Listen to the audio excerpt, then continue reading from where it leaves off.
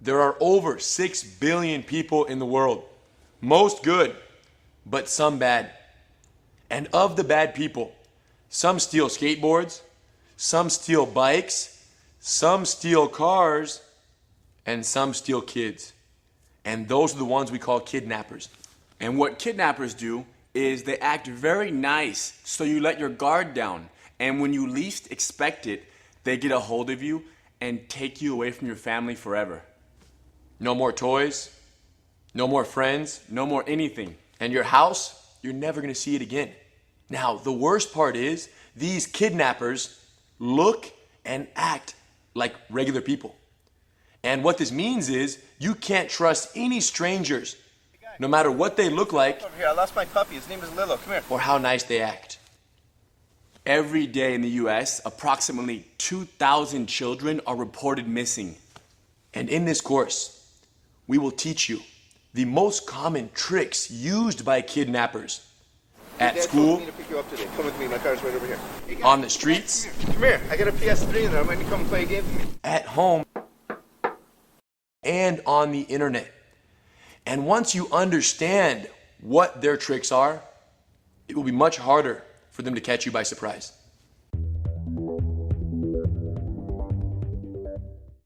Most kidnappers try to get a hold of kids either before school or after school. But this doesn't mean you can let your guard down during school hours. Let me tell you a story. I was in 3rd grade. Hidon was in 5th grade. We were in elementary school. Our cousin went to the same school. She was in 3rd grade. She was in my grade. And one day, during class, during school hours, she left the class to use the restroom. When she got to the bathroom, behind the door in the girls' bathroom was a man. The man, of course, surprised her and got a hold of her. She was by herself. He covered her mouth so she couldn't yell, and he taped up her mouth with duct tape. She, of course, at that point, he was trying to control her while she was trying to fight and break free. He controlled her and was getting ready to take her, obviously, away. She was able to reach up for 1 second and grab the tape on her mouth, pull it down, and scream for help. She yelled very loudly, as you can imagine. And when she did, of course, the man became scared that he was going to get caught. So he ran away, jumped over the fence, and was gone. Very traumatic, very serious. Of course, that was a very scary moment for our cousin, scary moment for the whole family.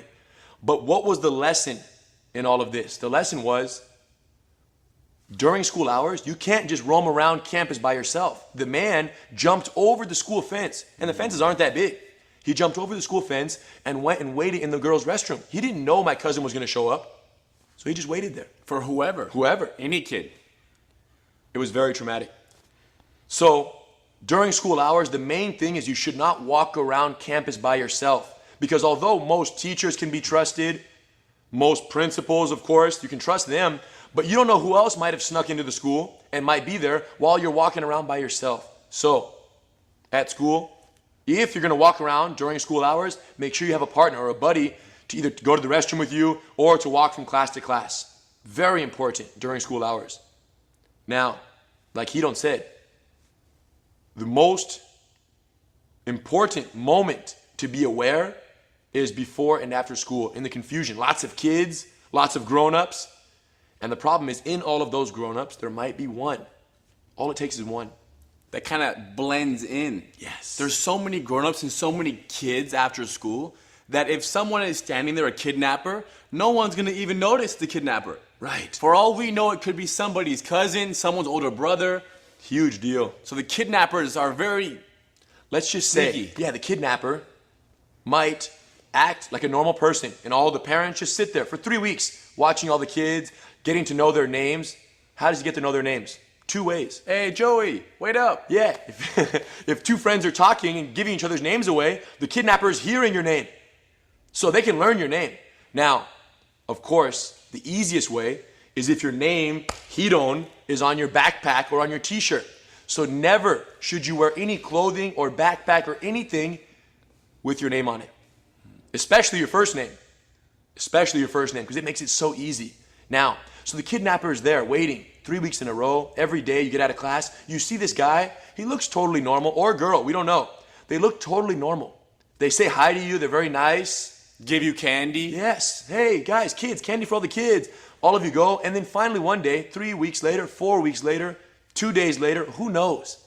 That same person who was so nice to you all this time and who learned your name says, hey, listen, your dad told me to pick you up. So please come with me. I'm going to take you home today. Okay. Hidon says, okay, because he's seen my face many times. He trusts me because I give him candy. I'm nice to him. Now I take Hidon in my car, and guess what? Gone. Forever. That's the end of it. So, what do we have to watch out for, and how do we avoid this from happening?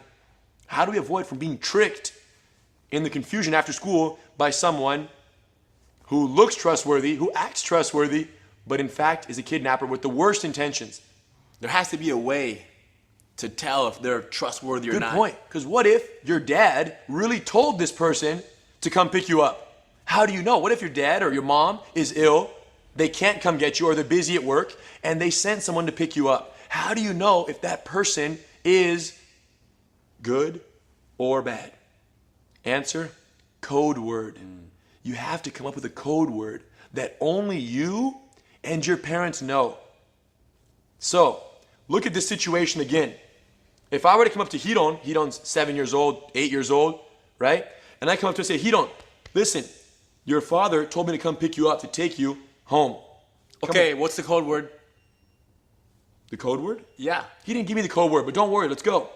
Call him. See the difference now? If I don't know the code word, because if Hidon's father told me to come pick him up, he should have given me the code word so that when I come to Hidon and Hidon says, what's the code word? And I say, Gracie Jiu-Jitsu, right? Hidon says, okay, I'll go with you. Because Hidon knows that I came from the father, and the father did in fact tell me to come pick him up. So, code word. How do you come up with a code word? Whatever you want. I'll tell you mine because I don't use it anymore because I'm not going to school. I graduated, straight A's, and now I'm teaching jiu-jitsu full time. My code word was Fluffy. Fluffy. Fluffy was my hamster's name. Okay? Now, Fluffy, a black bear hamster. Fluffy was very nice. I used to let Fluffy walk around on my desk while I did my homework. And one day, Fluffy jumped off the desk. So we lost Fluffy forever. But nonetheless, in memory of Fluffy, I made him my password, my code word. So you have to come up with a code word of your own. Hidon has his. Avocados. It can be whatever you want, but this code word can't be shared with anyone except you and your parents, and maybe brother, sister. And anytime Hey guys, your dad told me to someone comes up to you at school and acts like your friend, hey, please, let me give you a ride home. Your father, your mother sent me. Hey, let me come show you. I have some little kittens. I have 10 kittens that are this big. You want to come see them? I should ask my mom. Right here in my car. I should ask my mom. We'll just sit in my car. We won't go anywhere. What's the code word? Kittens? Doesn't know the code word. So the bottom line is, if he doesn't know Fluffy, I don't go with him. You guys understand? Never wear anything with your name on it, because it's too easy for the kidnapper to understand and trick you with your name. Develop a code word that only you and your parents know, and don't trust anyone who approaches, don't trust any strangers unless they know the code word. And most importantly, just because you see someone hanging out next to your school for many days or many weeks doesn't mean they're trustworthy. That could be the kidnapper who is sitting there just watching and waiting to see who he's going to steal away forever. Okay? So, don't let your guard down. Don't trust anyone without the password, without the code word, and you should be safe. What about on your way to school? If they say, hey, do you want to ride? Because you could be walking to school. Street smarts. They're coming up next. Yes.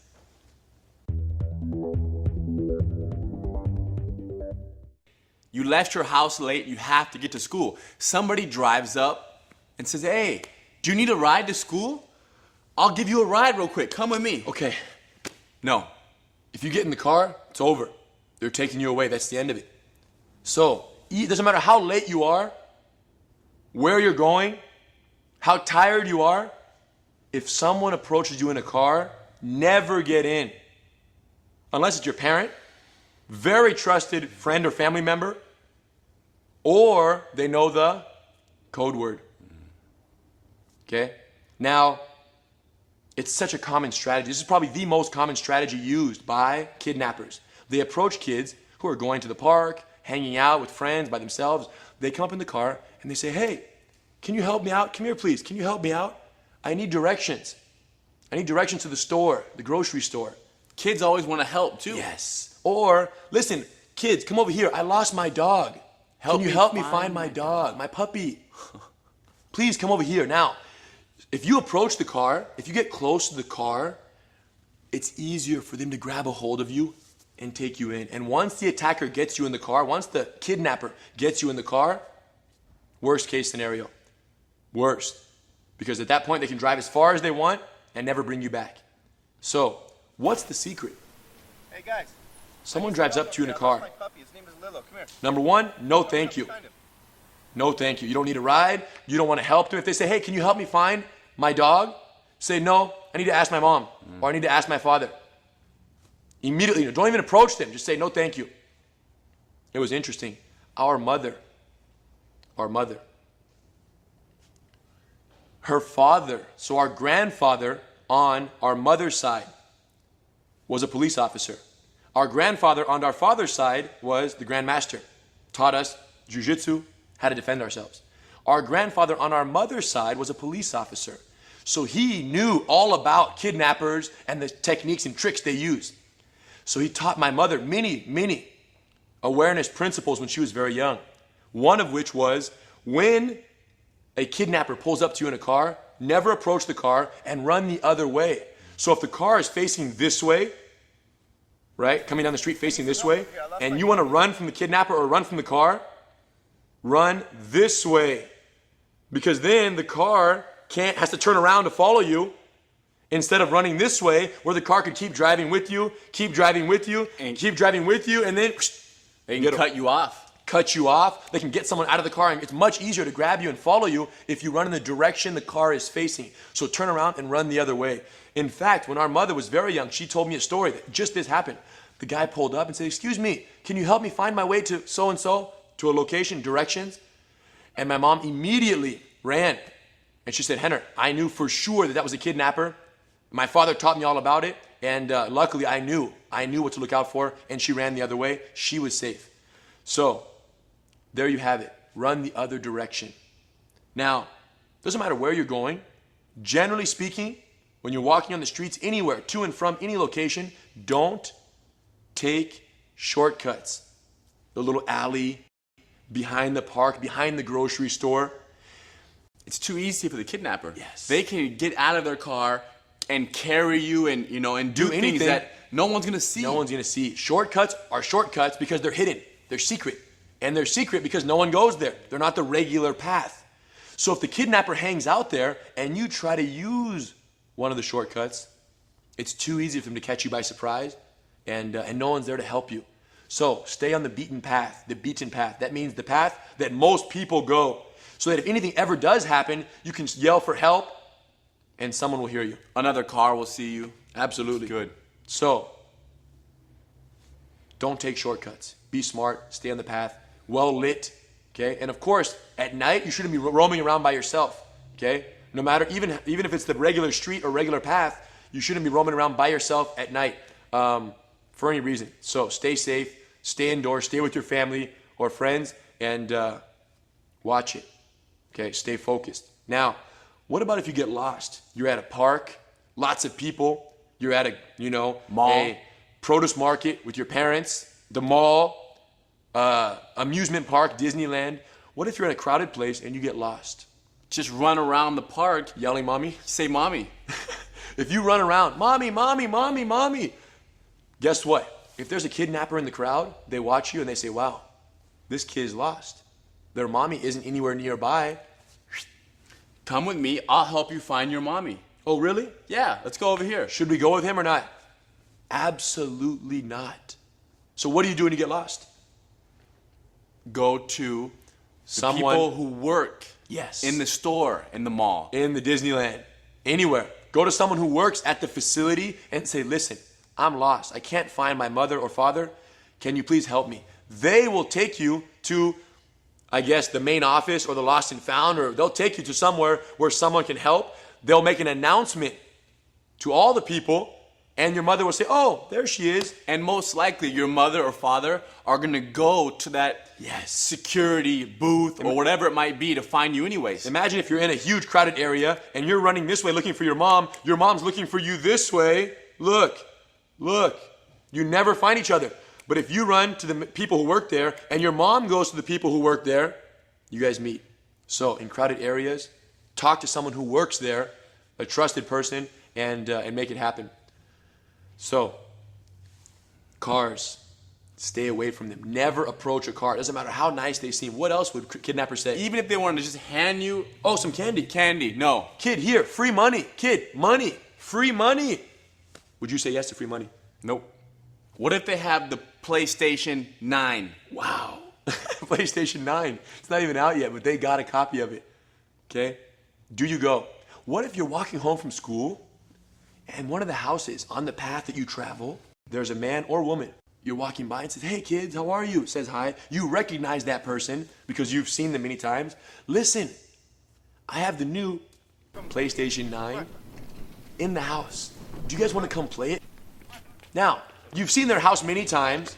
You've seen their face many times. And they've got the PlayStation 9. Or so they say they have it. Yes, because it doesn't even exist. So they're They probably might not lying. have it. They're probably lying. Okay? But even if they have it, PlayStation 3, Xbox, Wii, Nintendo Wii, right? Even if they have it, maybe they're holding it, showing it to you. Kids, look, do you want to come play with this? You look at it and say, wow, I always wanted one of those. All right, let's go. You go in the house, they lock the door, and that's it. They could never let you go. So even though they live next to your house, they look familiar, you can't trust them unless your parents say it's okay. Now, if you go home and say, Mom, Dad, can I go play at, Mike's house down the street? He has the new PlayStation 9, so he says. Can I go play it? Your mother or your father will say, yes, you can. Or they'll say, no, I don't know who Mike is. And PlayStation 9 doesn't even exist, so you're not going anywhere. So there you have it. Never go into someone's house you don't know. Even if they look familiar, don't go in the house. Never get in anyone's car. Anyone's car. No matter how nice they seem, no matter if they lost their puppy, or any gift they want to give you, or candy or money, don't get close, don't listen, and run the other way. If the car is going this way, you run that way. If that car starts turning around, then you know for sure. Then you know for sure that they're after you. So then keep running. Keep running and look for help. Look for other people. Look for other people. Look for other grown-ups that you do trust, that you do know are trustworthy, that are not kidnappers. Parents of your friends. Anyone can help you. Or run into a store. If there's a local store or grocery store, they'll help you for sure.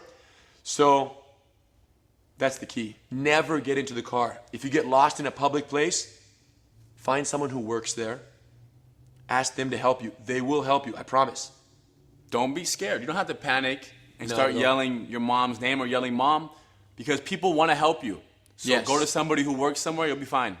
People want to help you. Final, street smarts. Don't take the shortcuts. Walk a little bit further, a little bit longer. It's a good exercise. It'll help your jiu-jitsu. And don't take the shortcuts. It's too easy for a kidnapper to hide in the alley, wait for you to walk by, boom, get you in the car, and take you away forever. Okay? Stay focused. Street smarts. Don't let your guard down.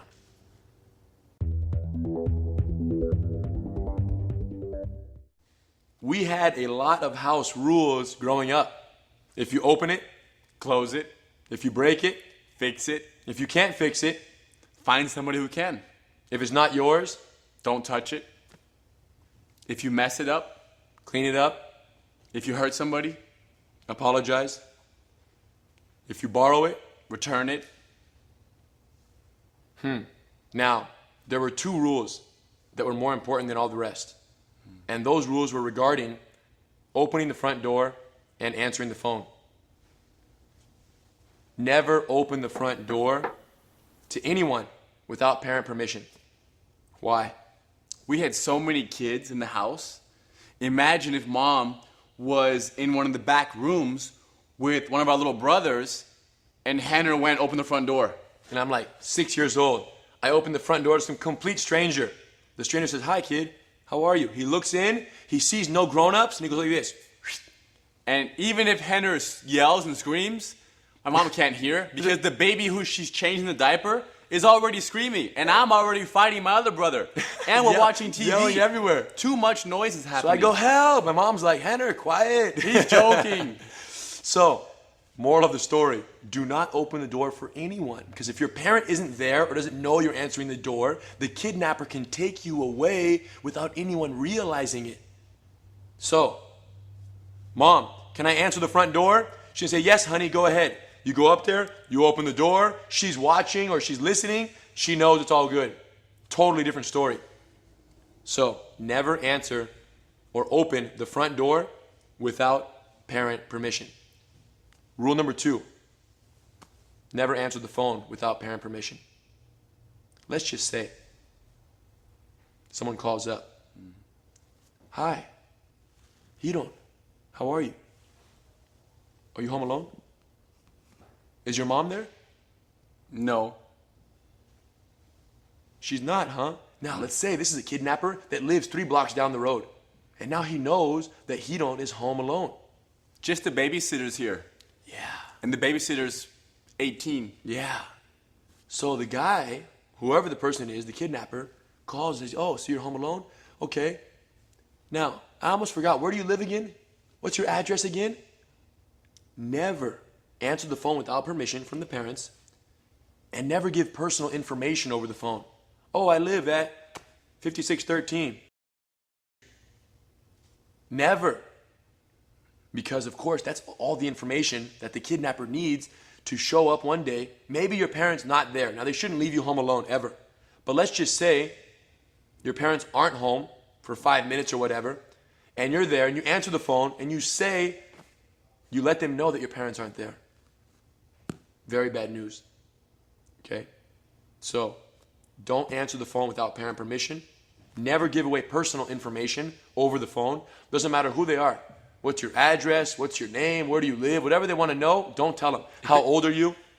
If the phone call is important, they'll leave a message. Yes. And your parents will check it later and return it later. So when in doubt, don't even answer the phone. Keep doing what you're doing. 100%. And never open the front door without parent permission. So important. All the other rules are very important. But those are the 2 most important growing up in our house.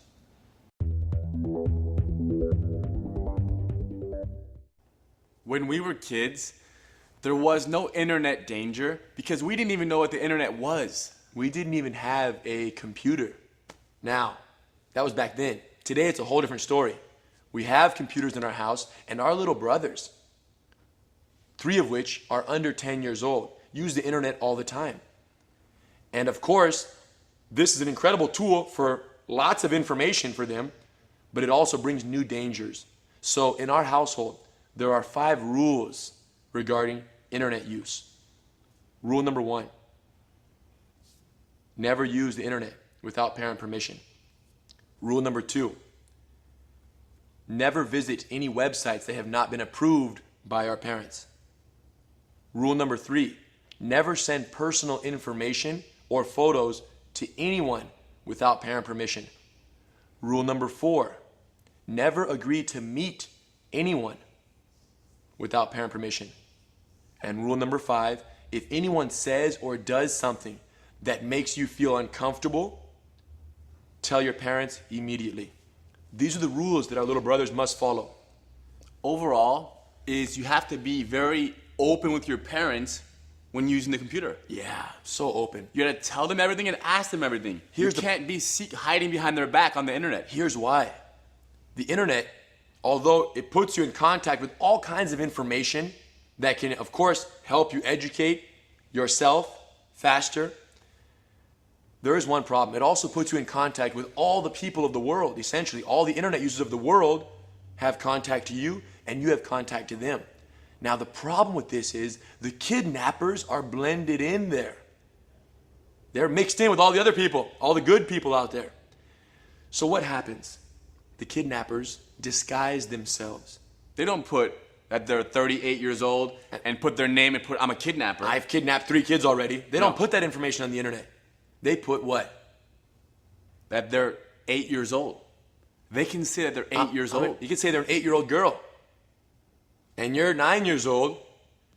And this person is talking to you on the internet. Oh, how nice. What's your favorite Pokemon? And you guys have these online conversations where you get to know each other. And you slowly begin to trust them because you think that they are an 8-year-old girl. And then one day, Hey, let's meet up at the park. Come on, let's go play at the park. I need a buddy. Can you meet me there? And you agree to meet them at the park. They find out where you live because you tell them where you live. Because you trust them.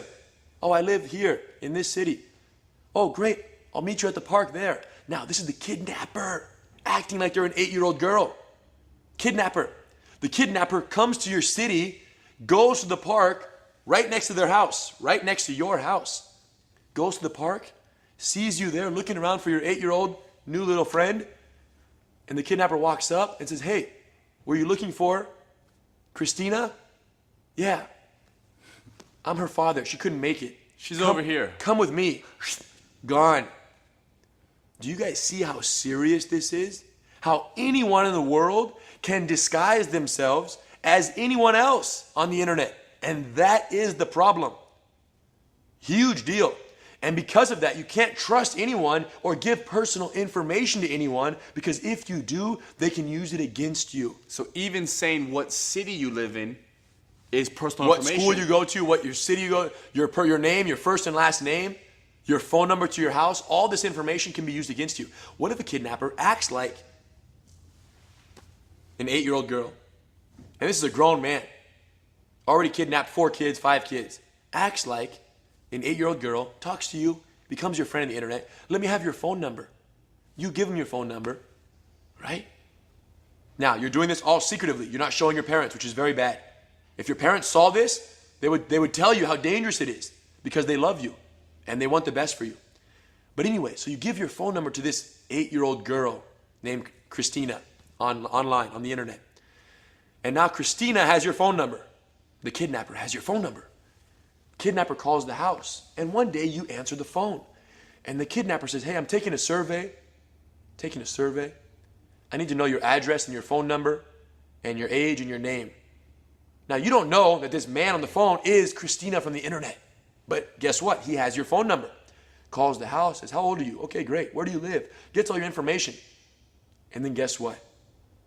Goes near your house, waits till one day your parents aren't there, and you're home alone,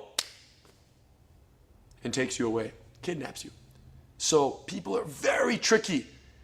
And the internet can be a very dangerous place unless you know what to look out for. And we're giving you some tips, but the most important tip we'll ever give you regarding internet use is never communicate, give any information, or visit any websites without parent permission. Because your parents are much older, much wiser. They know what to look for. They know what to look for on the internet. They know what's dangerous. They've been around longer. Remember, they're your parent or parents. So there you have it. And if your parents tell you you can't use this website or you can't use that website or you can't talk to Christina anymore, guess what? They're not trying to bug you. They're doing that because they love you and they realize the dangers of the internet. So you have to trust them. Sometimes when we're kids, I remember a lot when I was a kid, and my dad would say, Henner, don't eat this, don't do that, don't eat this junk food. And I was like, man, but the junk food tastes good. I thought my dad was trying to bug me by telling me that. But as I got older, I got wiser, I realized he wasn't trying to bug me at all. My father was just trying to set the path and do what was best for me. Same thing for the internet. When my father tells our little brothers not to use the internet or go to that certain website, he's not bugging them. He's helping them, possibly saving them from a potential kidnapper. Internet. Yeah. Everything that you are going through as an 8-year-old child, everything that you are going through at your age, your parents already went through. So they kind of know. They know what is going to go good for you, what might go wrong. So they're trying to help you go on the right track from their experience. Have to so you trust. have to listen. Okay? They know what's good for you. They've been down that path already. Internet, a useful, very educating tool, but also a very dangerous portal through which kidnappers can trick you. Okay? Follow the 5 rules and you'll be okay.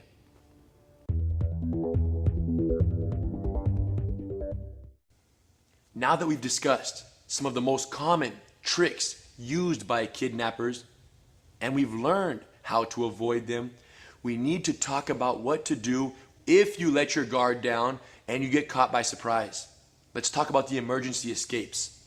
First things first, the kidnapper has to control you, which means they're going to try to get a hold of you and grab you. One of the most common ways is for them to grab you by the wrist and try to tug you and pull you into the car, into the alley, into their house. Now, how do you break free from this? We've already talked about this. You learn this in the Gracie Bully Proof Program, Gracie Games, base battle, where you establish a strong base and you break yourself free from their grip. Incredible technique, so important for this reason that we taught you early on. Now, what if instead they grab you and they pick you up? What if the attacker is so big that they just grab you and pick you up off the ground and kind of hug you and hold you, bear hug you? Start to scream and yell help and yell everything. Crazy. Punch, kick, scratch, poke them in the eyes, and yell for help. But the most important one is yelling. Because a grown man might be able to control you. No matter how hard you fight or how hard you punch, a grown-up can control you and prevent you from breaking free. But if you yell for help, someone nearby will see this and say, wow, let me go help this kid. So yell for help. Now, our cousin. Remember we told you the story how our cousin was attacked during school hours in elementary school. What saved her was the yelling. What if they cover your mouth? Rip it off, bite their finger, do what you got to do. Get their hand off your mouth and yell for help.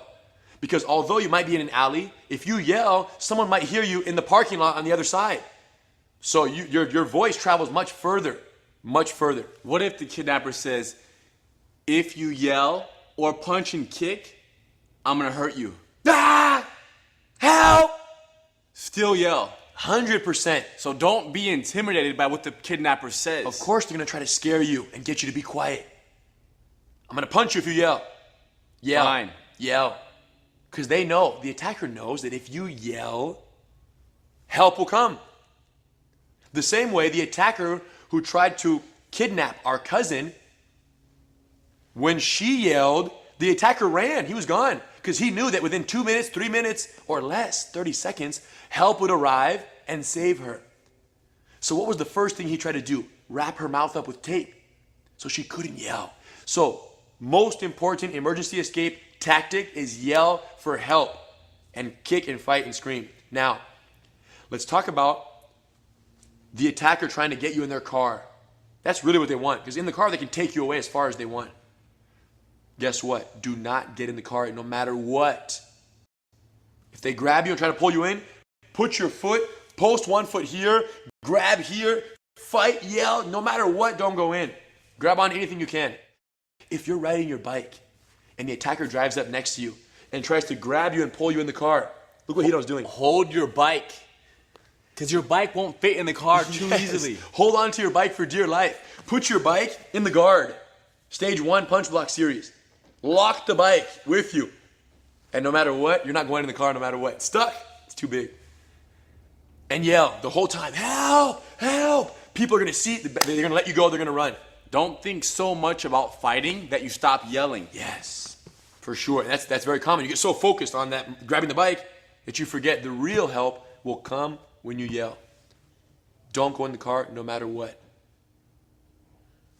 Now, if they get you in the car, this is worst case scenario. See how it keeps getting worse?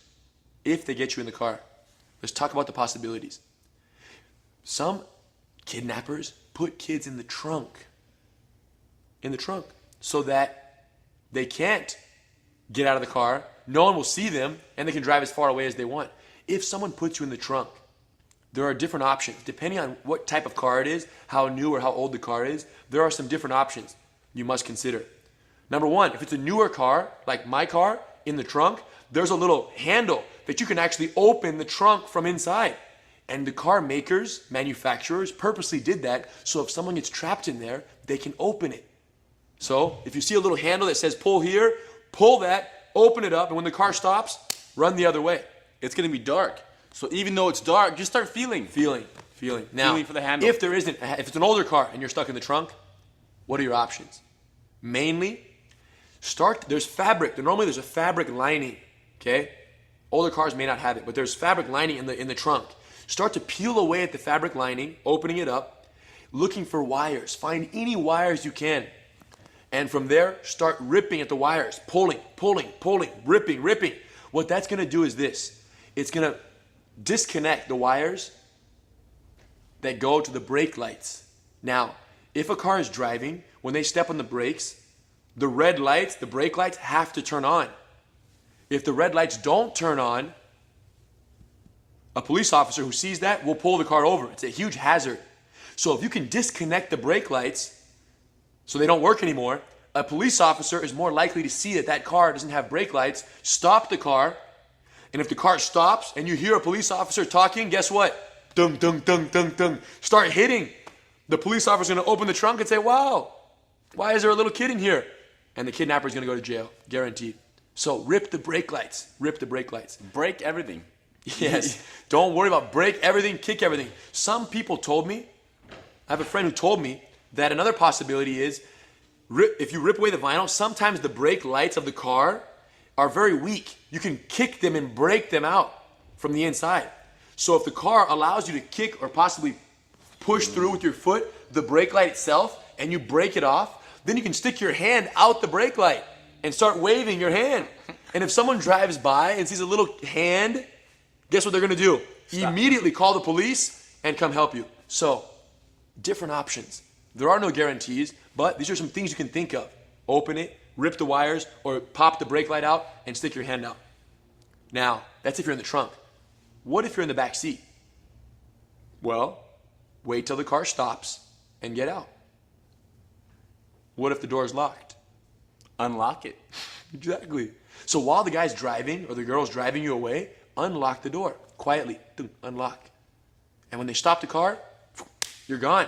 Get out of the car. Now they're going to tell you, they're going to say, listen, do not open the door. And if you get out, I'm going to hurt you. I'm going to do this. I'm going to do that. Don't touch the door, because they want to scare you. And if you say, okay, I won't do anything, you're never going to get out. And they're going to take you far, far away. So get out of the car. So, most important emergency escape principles. Yell for help. Never let the attacker control you. Always fight free, even if they threaten you. Don't let them control you. And If you're on your bike, hold your bike. lock it up. If you have your skateboard, throw your skateboard at them. Break the window and run the other way. Incredible. Emergency escapes. If you do your job with awareness, if you remain aware at all times, you shouldn't need any of these, because the attacker won't be able to trick you. But what's the problem? Sometimes we let our guard down. Sometimes we aren't focused 100% on what we should be focused on, which is the dangers that surround us every day.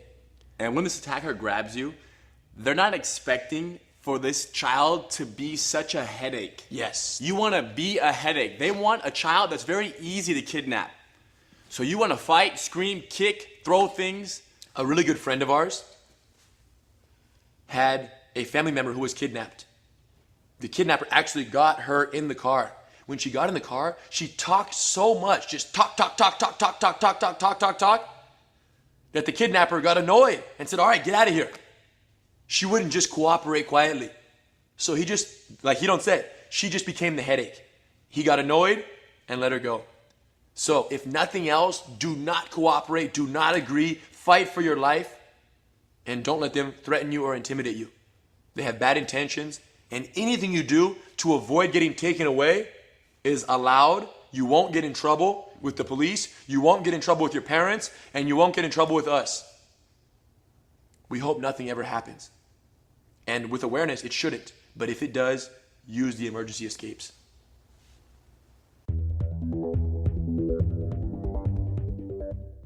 So we've talked about the most common strategies used by most kidnappers. But there is one kidnapper that is sneakier than all the rest. There is one kidnapper that somehow manages to steal thousands of kids every single day. Now, You haven't met this kidnapper yet, but we are sure, 100% sure you will meet this kidnapper one day. this kidnapper doesn't have a last name, but he does have a first name. Drugs. Drugs. Now, we know drugs aren't a person, but we choose to think of him as a person because drugs are very sneaky as any kidnapper. And they do steal you away. Think about it. If you're happy, healthy, and have a good, prosperous family life, if drugs infiltrate your life, they're going to take you away from your happiness, steal your health, and take you away from your family, possibly forever. And your goals. Oh, everything. Anything you want to do. You want to become a doctor, a fireman. It's going to make things more difficult. So we think of drugs as the ultimate kidnapper. The ultimate kidnapper. If they get a hold of you and you become addicted, everything, your rest of your life goes like boom instead of upwards. So let's talk about the effects of drugs. Obviously the health effects. Yes. Right? I mean, drugs can kill you. Some drugs, if abused, can kill you. Many of them, actually. I mean, if I did drugs, then I'd be getting tapped out by everybody in jiu-jitsu. He would not be as good as he is, for sure. You can't reach your max potential in any field if you're addicted to drugs. It messes with your reflexes a little bit. Reflexes. That'd be so slow. Yeah, it makes you smell worse. I mean, there's some health ones. There's some social reasons why. I mean, it takes over your life. It becomes your most important thing, your focus, your priority, which means you can't have other priorities, right? Because this is taking control, literally, of your life. Types of drugs. Marijuana, cocaine, pills, cigarettes, alcohol. Just because they're legal, right? Once you turn, 18, 21 years old, just because you're allowed to smoke cigarettes and it's legal to drink alcohol, does that mean it's good? Absolutely not. For us, it's all the same. The Gracie family. Drug-free, 100%. For 3 generations. Our grandfather didn't do drugs. Our father doesn't do drugs. And we don't do drugs. Why? Why doesn't the Gracie family do drugs? Well, first of all, I don't think that I need drugs because I have jiu-jitsu. Right. Jiu-jitsu. It's kind of like my drug.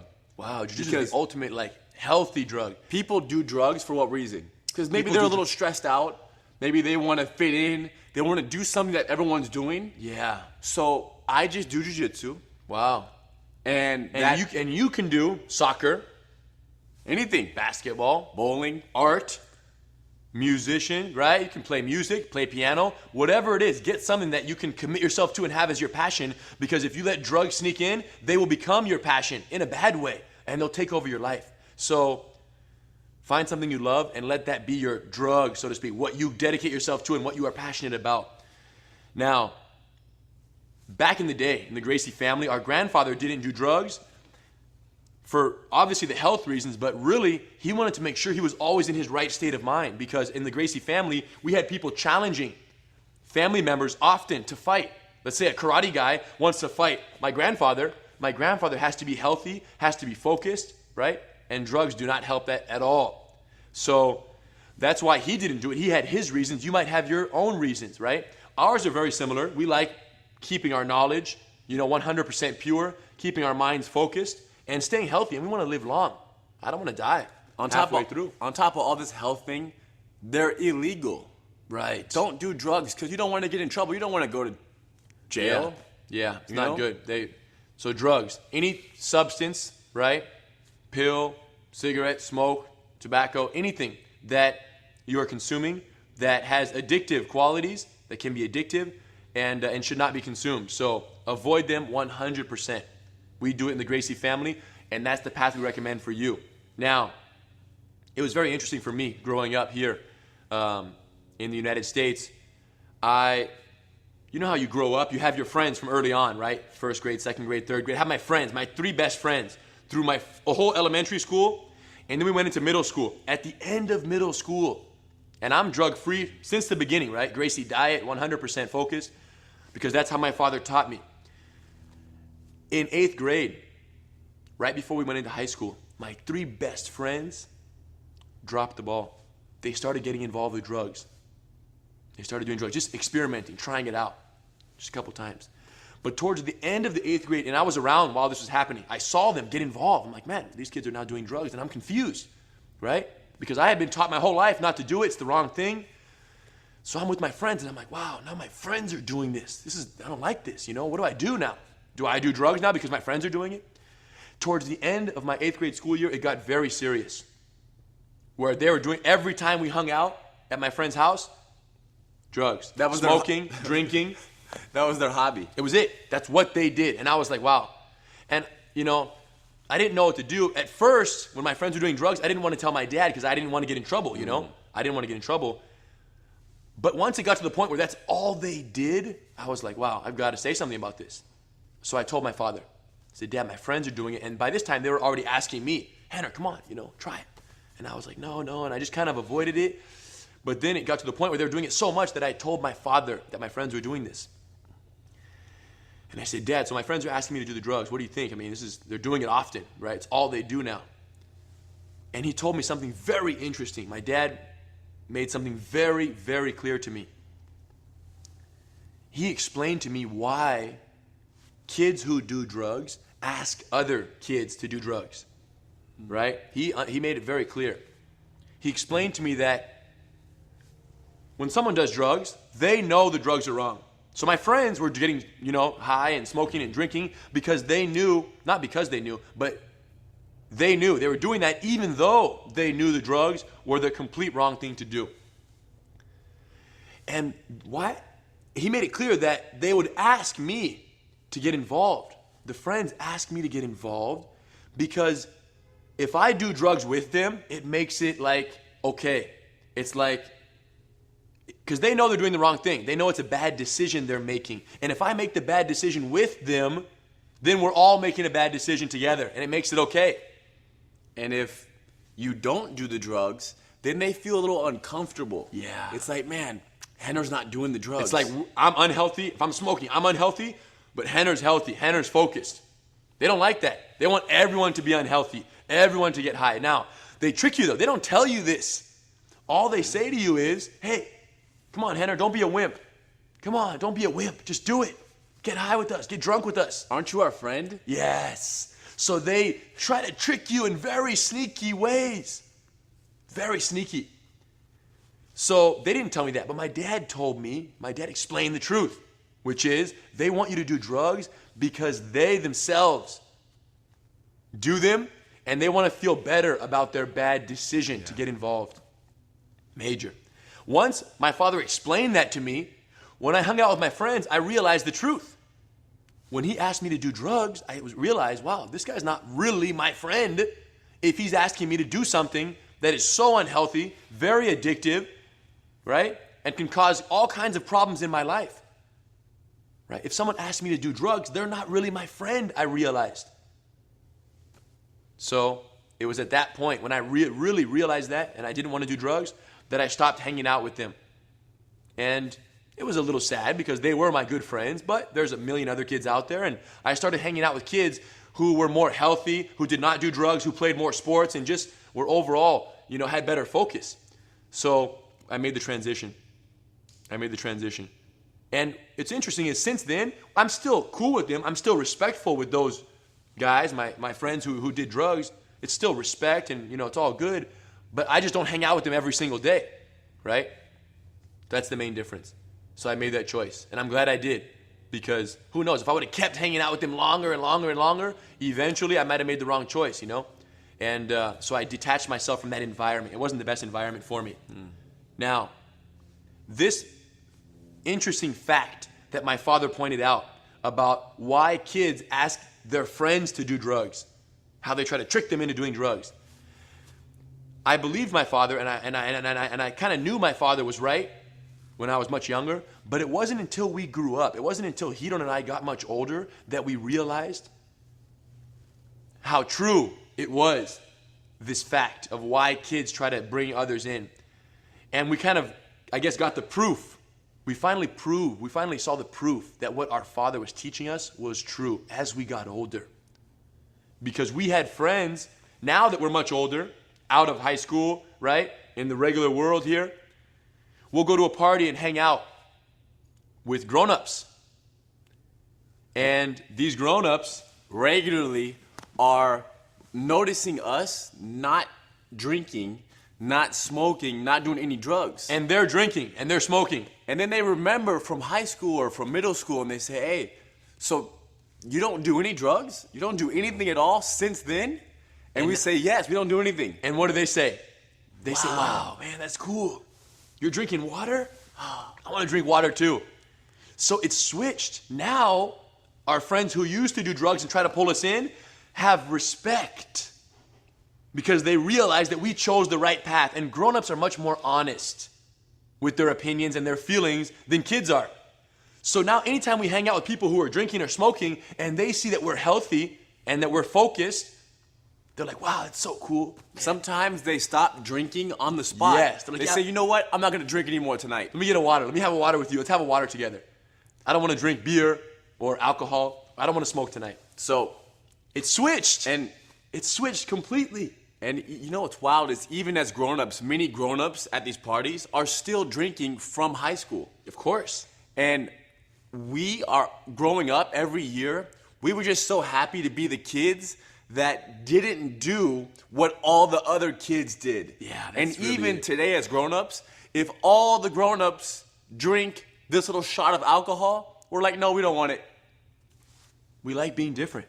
We like choosing our own path. That's what our father taught us, and that's what we become accustomed to, and we get lots of respect for it. It's so interesting. Do you guys understand how our grown-up experiences are proof that when we were kids, the kids were trying to trick us. The kids weren't honest. They didn't say, listen, I'm drinking, I'm smoking, I'm unhealthy. Henner, if you want to be unhealthy too, come on in, join the party. They don't say that. They say, hey, Henner, get drunk with us. It's so much fun. It feels so good. Don't be a wimp. Come on. It's so cool to do this.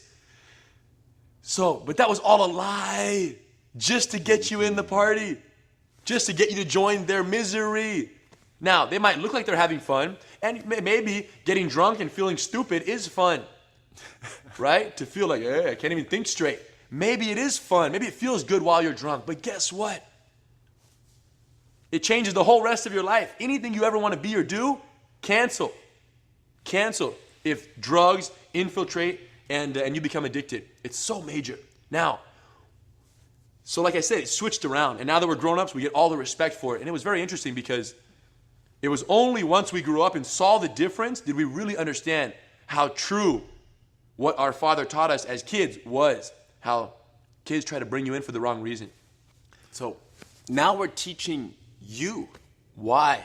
Why is it so critical that we have this conversation right now with you? Because for sure, Somebody, someday, one of your best friends, one of your friends is going to come to you and say, hey, try this.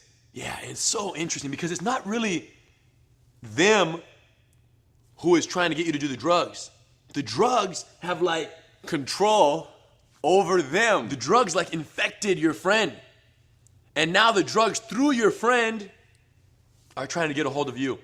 So you have to understand that, yeah, it's so incredible that you get ready for this because no one ever told me this. As when I was a kid, when we were kids, a lot of police officers taught us about drugs and teachers taught us about drugs and to say no and this and that, and it all made sense, but no one ever told us that it was going to be our best friends who were going to try to bring us into the drugs. That's very serious, and it's something that you must be ready for because if not, when your best friend who you trust and you like and you hang out with all the time asks you to do drugs, you might just say yes. And because it is your best friend, if your best friend gives you a Coke, You just do it. or That's my some best candy. friend. Here's That's some my candy best friend. Hey, you. for sure. Whatever, brother. Whatever. So you have to start thinking about how you're going to say no when it comes to It's drugs. so major. Unhealthy, illegal, not a good hobby. Yeah. So, for sure, one day, someone very close to you, maybe not your best friend, because if you have a smart best friend, you shouldn't have a problem. If they don't do drugs, you don't do drugs, you're good to go. But one day someone very close to you is going to say, hey, try this. Boom. It's really fun. It feels really good. And when that happens, you need to know two things. Why to say no and how to say no. Why to say no? We already talked about it. Health, life, goes like, messes up your whole life. How to say no. The easiest way is to put it on your parents. Ask me to do drugs? Do some drugs. Take this. Nah, man, trust me, if I do this, I'm gonna get in huge trouble with my parents. Your parents will never know. They're gonna kill me. Please, can't do it. So put it off on your parents. That's the easiest way, okay? But eventually, he don't do these drugs. No. Why not? Unhealthy. I just don't want to do it. Eventually, put it on yourself. You don't do drugs because you don't do drugs. So put it on your parents at first, then take the responsibility, okay? So that's how you say no. Pretty simple. Push it off, okay? Act like you're gonna get in trouble, but eventually, I got to that point in 8th grade. Eventually, I said, guys, I don't do drugs. Sorry, it's not for me. And then they stopped asking me. And we were still cool, but they just knew that Henner was the one in the group who does not do drugs. Clear? Now, there's a very important thing for you to understand here. If someone drove up in a car, some random stranger, and says, hey kids, come with me. There's a really cool new park over here. I want to show you this new park. Get in my car, let's go. Do you get in the car? Absolutely not. Now, trying drugs for the first time is the exact same thing as getting into the car with a kidnapper. Once you get in, it's possible that you get out. It's possible. But it's way, way, way harder than if you just don't get in the car to begin with. And that's because the chemicals in the drugs are very addicting. Yes. So, but the thing is, to try something one time, isn't that okay? Just try it once, just once. In the case of drugs, it's like getting in the car one time. No, can't do it. You can't. There's too much risk. There's too much at stake here. So don't get into the car. It's so major. Just to know how it tastes, to try it once. You can't. Trust me. I don't want to do it. You might like it. If I try beer, I might like beer. Then guess what? My whole life changes because now I'm in love and addicted and I'm an alcoholic or addicted to some other drug, you know? So it's not even worth trying because you might like it and then you might become addicted. Major. Now, we have some students who, I meet a lot of people throughout life. I have a lot of students in a lot of walks of life who are addicted to drugs. I know a lot of people who are very addicted. And when I meet these people, I always ask them, I say, hey, my friend, how did you start? I'm always very curious to how they began. And what's interesting is they began always with the same situation, at least in the stories that I've heard. They always begin because they're around 12, 13, 14, 15 years old, and they look up to someone who smokes or drinks. So they want to do it to be cool like them. So Hidon's my older brother. Hidon smokes. I'm 14. Like, man, let me smoke too to be like Hidon. That's why they did it. They thought it was cool. Now, it's so interesting that that same person they all wish that they never tried it the first time. Because then they smoke for 50 years, you know, it changes their whole life. So people who are addicted all start for a very similar reason. They think it's cool in the very beginning. But 50 years later, when their lungs are falling apart, liver is like completely thrashed, right? They can't even play sports or do anything after 50 years old. It ruins everything, changes their life completely. And this person that you look up to that you might want to try the drugs after, say no to them. And if they get angry and they say, come on, try it, then that's enough reason for you to stop looking up to them. Anybody who wants to infect you with drugs is not your true friend. It's a fact. They're trying to trick you to bring you in to join the misery of the drugs. So interesting. Do you do drugs? Of course not. Oh, I don't do drugs either. Never. You guys, 100% drug free. And you can do it too. Stay focused.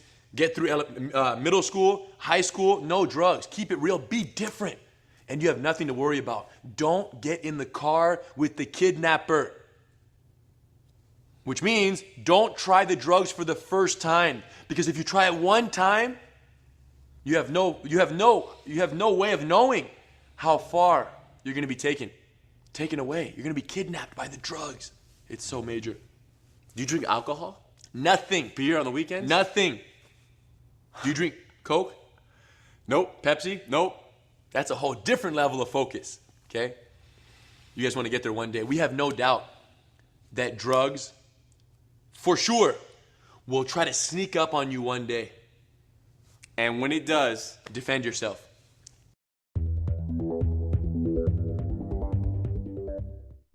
Kids, you must come up with a secret code word that only you and your family know. If your parents send someone to pick you up, ask them for the code word. If they don't know it, be gone. Run the other way and find help. make sure you know all your phone numbers. Dad's work, mom's work, home number, home address, cell phone, home address. You have to know this information because if you ever get lost or you ask someone for help, they have to be able to call home, find your parents. Let's say you're running from a kidnapper, you go into a store, you don't want to leave that store. You have to be able to contact home. Parents, make sure you teach your kids all their numbers early as possible. As early as possible. Know your numbers. Strangers. Some strangers, they're not strangers. They are acquaintances, people that you already know. You think you know because you've met them so many times, you've seen them around for so long. You don't even really, your parents don't know them. Yeah. They don't hang out at your house, but you see them so much that you think you know them. And you think you can trust them, but you can't. Many times, kidnappers steal kids who they already know. They're already acquaintances of.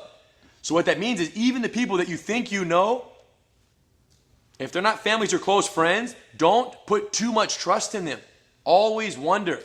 And if they ever ask you to do anything weird or that they shouldn't be asking you to do or go somewhere without parent permission, no thank you. Always ask your parents. Their parents know best. Parents know best. Always talk to your parents. Yeah. Nobody cares more about you than your parents. Anything they ever ask you to do or not do Is out of care and love. they want the best for you. No one, he don't said it, no one wants more for you or wants better for you than them. So although it might not seem like they're doing it for your benefit sometimes, like if you say, Dad, can I please go to the park right now? It's already past sunset, it's already dark. Can I please go to the park and play basketball by myself? No, not today. Now, I might really want to play basketball, but guess what? He knows better. And he says, not today, because there might be a kidnapper at the park just waiting for a little kid by himself. And when the kid shows up, he takes the kid and the basketball, and that's it. So you have to trust your parents. They're the only ones you can really trust, 100%. And you don't want to Everyone lie. else, you have to be careful. You don't want to lie to the parents. Yes. You don't want to say, I'm going to be in the front yard, but then walk down 2 blocks to the park. Huge deal. This is the most important thing, is that understanding how much your parents love you and want to help you, you can't trick them or lie to them, because if you do, how can they help you fully? Because they thought you were in the front yard, you go to the park, you get kidnapped, whereas if you would have asked them to go to the park, they might have said no, or they might have went with you. So if you say you're going to the park, go to the park. If you say you're going to Joey's house, go to Joey's house. If you say you're going to be on the internet reading about the rainforest, read about the rainforest. Don't go on some other sites speaking to strangers. Christina, remember? 8-year-old Christina, don't talk to her. So major. Parent, it's the most important thing is communication lines between you, the children, and the parents has to be very strong and very open, because that way the parents can help you best to watch out for, the crazy people out there, kidnappers, and all the people, for sure. We listen to our parents a lot Yeah. growing up. So let's just say that you're not listening to your parents too much right now as it is. You can start listening right now. Yeah. You can start telling them, I'm going to go here and tell them the truth, okay? It's okay. You're a child. You didn't tell them the truth a few times.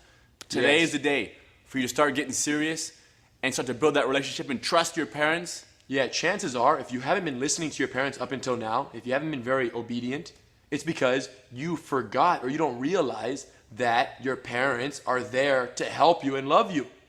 You forget. When they tell you not to do something, it's not because they want to bug you. But if you think they're trying to bug you, of course you're going to get angry and not listen to them and do crazy things. So, Don't let it bug you. Just go back and do something else. 100%. Kids, please review this information every couple of months, just so that you are always aware of these tricks that are so commonly used by kidnappers. So every couple of months, sit down with your family, watch this DVD, watch this course, and refresh your memory, because this is the kind of stuff you don't want to forget. It must always be there in your mind. And by refreshing, you'll make sure that you're never caught off guard. Stay focused and stay safe.